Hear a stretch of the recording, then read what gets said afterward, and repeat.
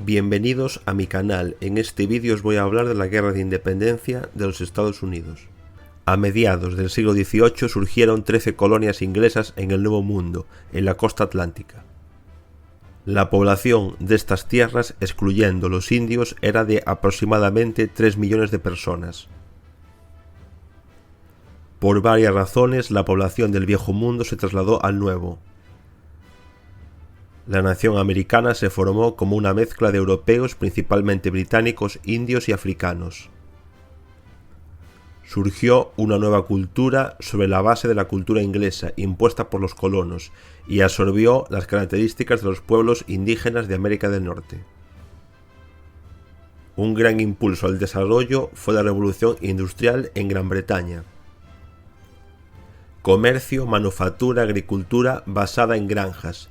Todo esto se desarrolló a pasos agigantados.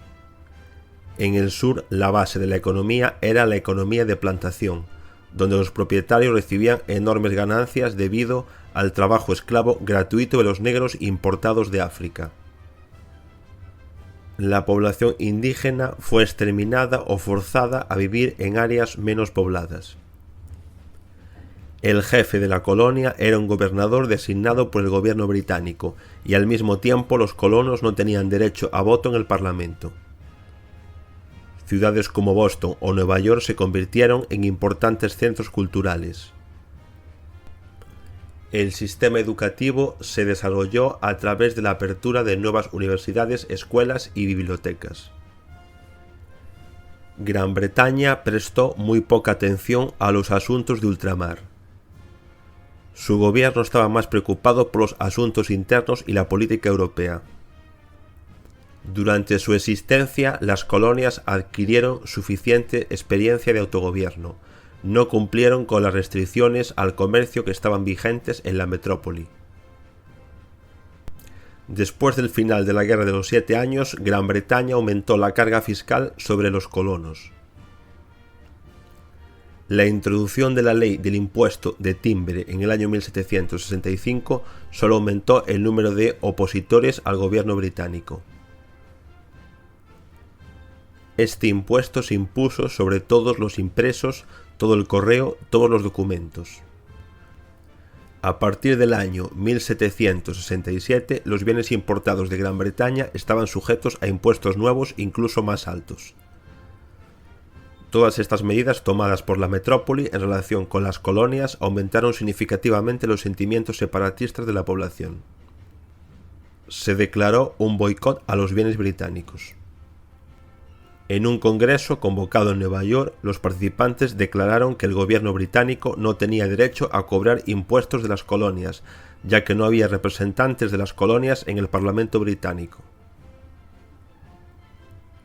Así, bajo la presión pública, en el año 1766 se derogó la ley del impuesto de timbre, pero esto solo retrasó el comienzo de la guerra.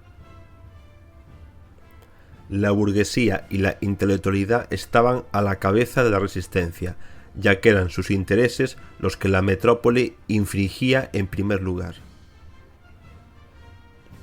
Los realistas, aquellos que apoyaban al gobierno británico, incluían al clero, ricos comerciantes y grandes terratenientes. Hacia 1773, el resentimiento de las autoridades alcanzó su punto más alto. A pesar de la reducción de los aranceles sobre el té que se importaba a las colonias, en Boston la gente, abordando barcos con cargamentos de té, lo arrojaron al mar. Estos hechos se conocieron como el motín del té. Como respuesta, las autoridades coloniales reaccionaron con cierta agresividad. Cerraron puertos, abolieron el autogobierno en algunas colonias y prohibieron la pesca. En el año 1774 comenzó el primer Congreso Continental. Asistieron representantes de las 13 colonias. Todavía no habían decidido romper relaciones con la madre patria, pero se declaró un boicot a las mercancías inglesas. También se redactó un llamamiento al monarca inglés Jorge III en el que pedía mayor autonomía de las colonias. La razón formal del estallido de la guerra fue el siguiente evento. En abril del año 1775, el general Gage, en su cargo de comandante en jefe de las tropas británicas, ordenó la captura de una armería que estaba en poder de los independentistas cerca de Boston. También se ordenó arrestar a los presuntos líderes de los separatistas. Las tropas del gobierno entraron en batalla con los residentes armados. Los británicos sufrieron grandes pérdidas debido a las tácticas de guerrilla utilizadas y no completaron la tarea. En mayo de ese año se reunió el Segundo Congreso Continental. Asumió todo el poder sobre las colonias. Se anunció la ruptura de relaciones con Gran Bretaña. En primer lugar, el Congreso ordenó la creación de un ejército regular que surgía de destacamentos partidistas y nombró a George Washington como su comandante en jefe. Este plantador de Virginia era considerado un militar digno con experiencia en batallas contra franceses e indios. Un mes después, el ejército de colonos opuso una resistencia decente a los británicos en Bunker Hill. A pesar de la victoria, el ejército británico sufrió pérdidas significativas. El 4 de julio del año 1776, el Congreso Continental adoptó la Declaración de Independencia. El autor fue el famoso oponente a la esclavitud Thomas Jefferson. Dijo que 13 colonias de América del Norte se estaban separando de Gran Bretaña y formando un nuevo estado independiente, los Estados Unidos de América. El motivo de esta decisión era la Declaración de Independencia. Se consideró que la metrópoli oprimía a las colonias en el Nuevo Mundo. También se proclamó la idea de que la fuente del poder es el pueblo mismo. Esto también indicó que el nuevo Estado no tendría una forma de gobierno monárquica tradicional para ese momento, sino un sistema republicano. Se proclamó la igualdad de los pueblos y de las naciones.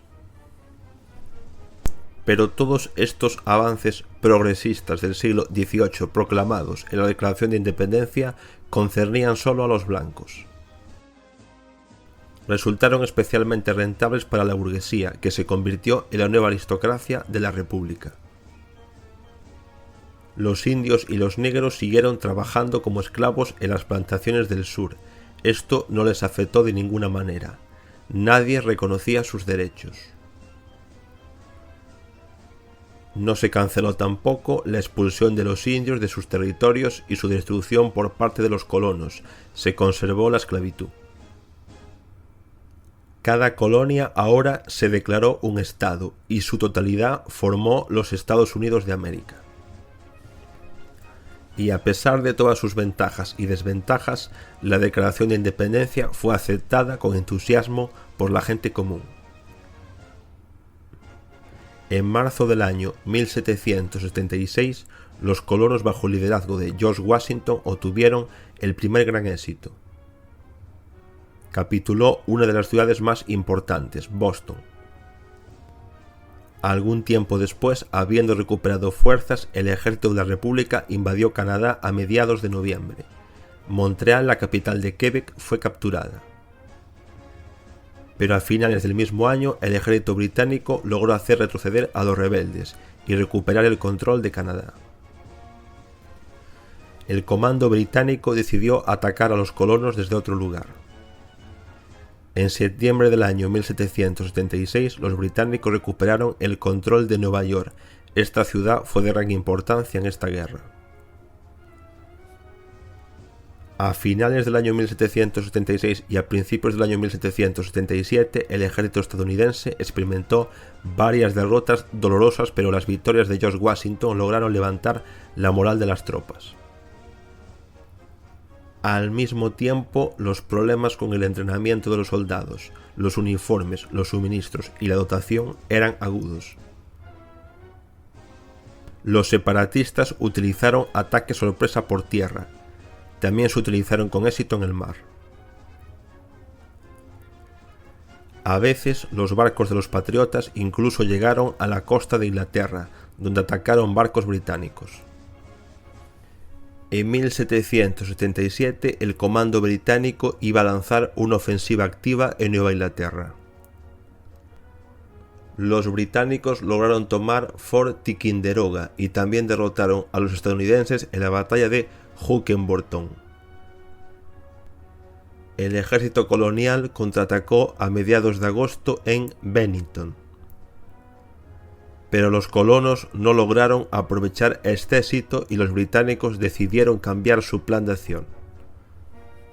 La derrota en Brisbane Creek y la pérdida de Filadelfia golpearon duramente a la nueva república.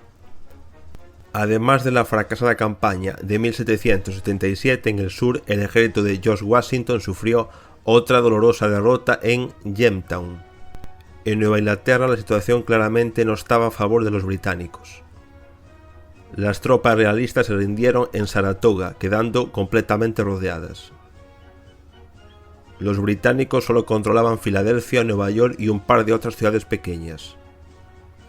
El resto de las tierras centrales quedaron en manos del nuevo gobierno.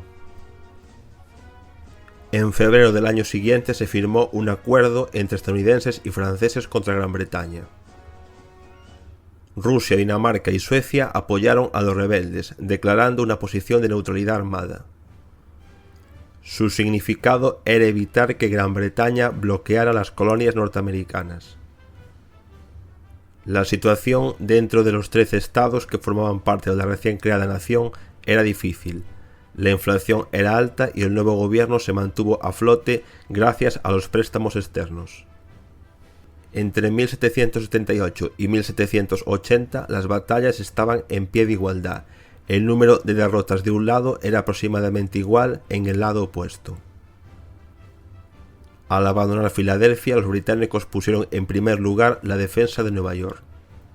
En el sur, los estadounidenses perdieron varias batallas y perdieron Georgia, Carolina del Norte y del Sur.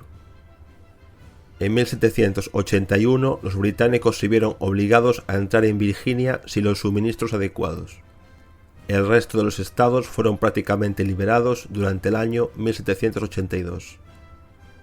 En la batalla de Georgetown, a mediados de noviembre de 1781, las tropas británicas perdieron y capitularon. Después de eso, la guerra puede considerarse terminada.